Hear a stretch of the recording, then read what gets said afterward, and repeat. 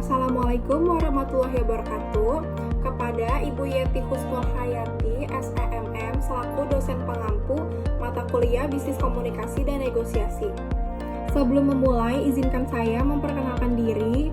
Perkenalkan, nama saya Widya Stuti dengan NPM 0211230054 dari kelas B.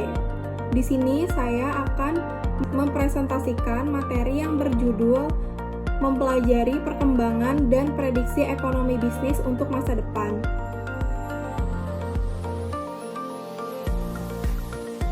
Yang pertama itu ada mengapa ekonomi bisnis itu penting. Ekonomi bisnis penting karena mempelajari bagaimana bisnis memanfaatkan sumber daya untuk menciptakan nilai dan mendukung kesejahteraan masyarakat. Memahami perkembangan ekonomi bisnis membantu perusahaan beradaptasi dengan perubahan teknologi dan pasar serta mengantisipasi tren masa depan seperti digitalisasi dan berkelanjutan. Selanjutnya ada revolusi industri sebagai titik awal. Yang pertama itu ada pabrik, ada mesin kuno, itu contoh-contohnya.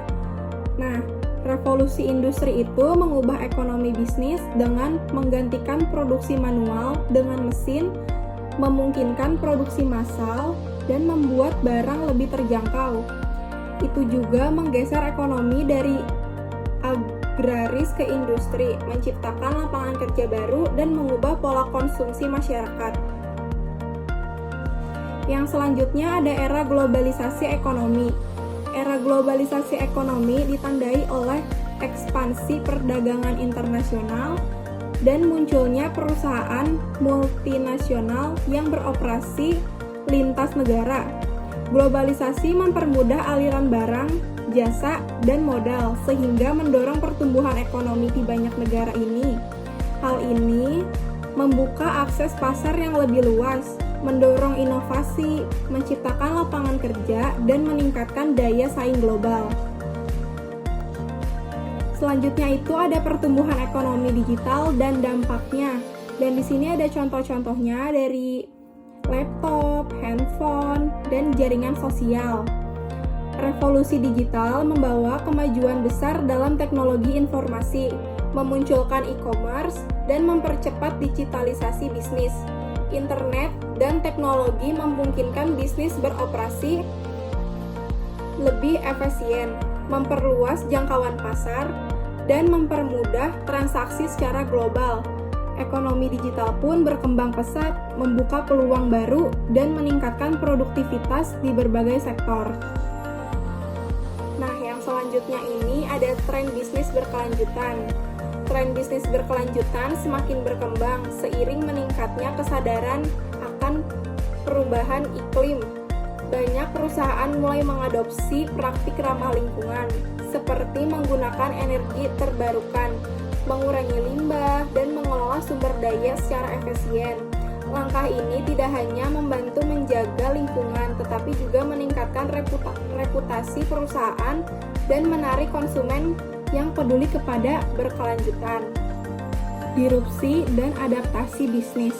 Pandemi menyebabkan disrupsi besar dalam ekonomi bisnis, memaksa perusahaan beradaptasi dengan cepat. Tren remote work meningkatkan tajam layanan digital berkembang pesat, dan banyak bisnis mengubah operasional mereka untuk bertahan. Adaptasi ini menunjukkan pentingnya fleksibilitas dan inovasi dalam menghadapi situasi yang sulit.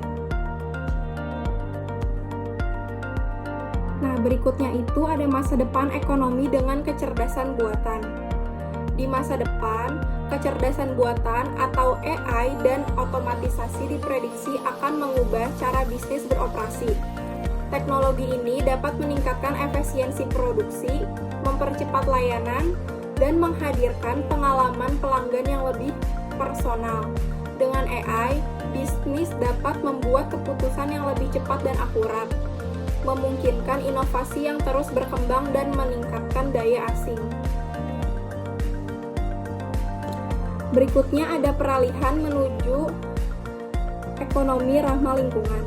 Ekonomi masa depan diprediksi akan lebih berfokus pada keberlanjutan dengan meningkatkan investasi dalam energi terbarukan dan teknologi hijau. Banyak perusahaan dan negara mulai mengadopsi praktik ramah lingkungan untuk mengurangi dampak perubahan iklim. Peralihan ini mendukung pertumbuhan ekonomi jangka panjang yang lebih stabil dan membuka peluang baru di sektor energi bersih.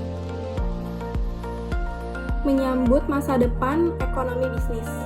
Yang pertama itu ada inovatif. Inovatif adalah mengadopsi teknologi baru seperti AI dan energi terbarukan.